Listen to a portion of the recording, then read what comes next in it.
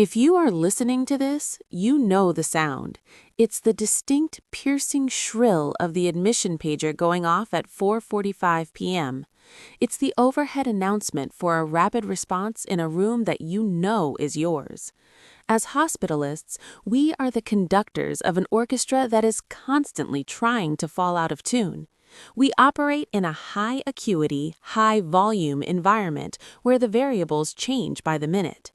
In this environment, your medical knowledge is your tool, but your composure is your fuel. If you lose your calm, you lose your access to your prefrontal cortex, the very part of your brain you need to save a life. The ability to remain calm is not a personality trait, it is a clinical skill, just like placing a central line or interpreting an EKG. It must be practiced, refined, and protected. The physiology of panic versus performance. To understand how to stay calm, we first have to understand why we panic. When a nurse runs up to you saying a patient is hypotensive, or when a family member screams at you, your amygdala, the ancient lizard brain responsible for survival, hijacks your system. It dumps adrenaline and cortisol into your bloodstream. Your heart rate spikes, your vision tunnels, and your working memory degrades. This is the fight or flight response. Evolutionarily, this was great for running away from a tiger. Clinically, it is disastrous for figuring out why a patient is in shock. The first step to calmness is recognizing this physiological shift the moment it begins. You might feel a tightness in your chest, a heat in your neck, or a sudden urge to speak faster. This is the signal. The moment you feel this, you must engage the override switch.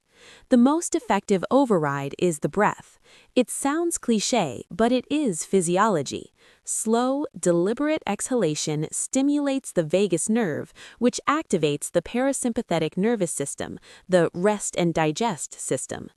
Before you walk into that code, before you pick up that ringing phone, take 4 seconds to inhale and 4 seconds to exhale.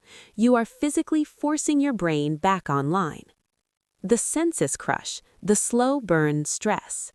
It's 2 p.m., you have 18 patients, 4 discharges pending, family meetings to hold, and the ER just paged with 2 new admissions. This is where overwhelm sets in.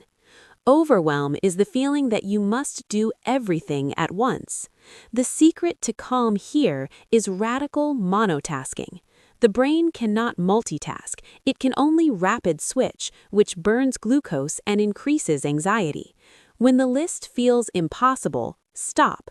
Put the pager down for 60 seconds. Triage your energy like you triage patients. Sickest patients first, then discharges, then routine rounding. When you are with a patient, be only with that patient. A distracted 5-minute visit takes longer than a focused 3-minute visit because you miss things and have to go back.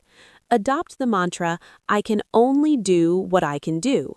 You are one human being. You cannot manufacture time. Work steadily, work safely, and accept that you might leave late. Acceptance eliminates the friction of resistance, which is where the stress comes from. The imposter stress, the fear of being wrong. A hidden source of anxiety for many hospitalists is the fear of missing something, the fear of the M&M conference. This keeps us up at night and makes us over-order tests. Calmness comes from epistemic humility, the comfort in saying, I don't know, but I will find out. You do not need to be an encyclopedia. You need to be a safe investigator. If you don't know what's going on with a patient, invite help. Call a colleague. Hey, can I run this case by you? I'm stuck.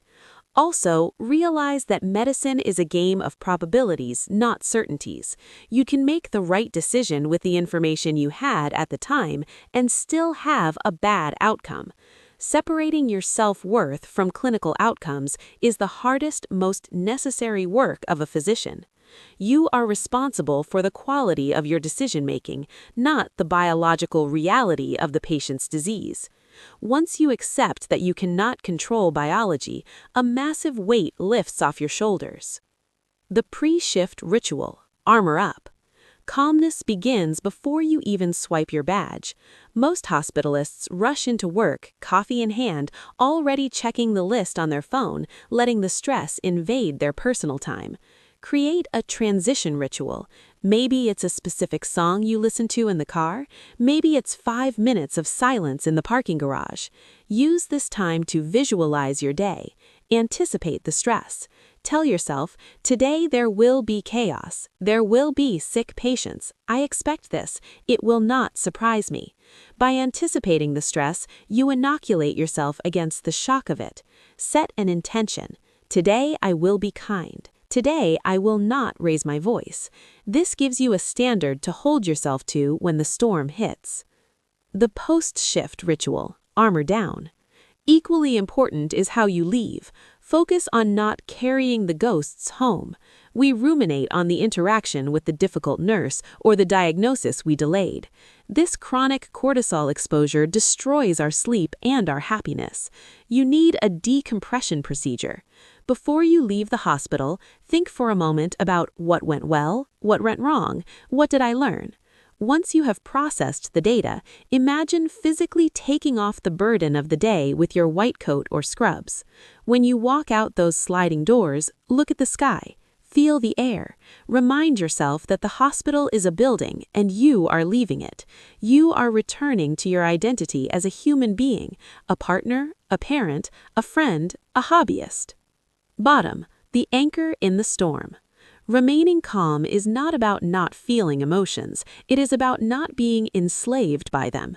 It is the ability to feel the surge of adrenaline, acknowledge it, and then choose to act from a place of wisdom rather than fear.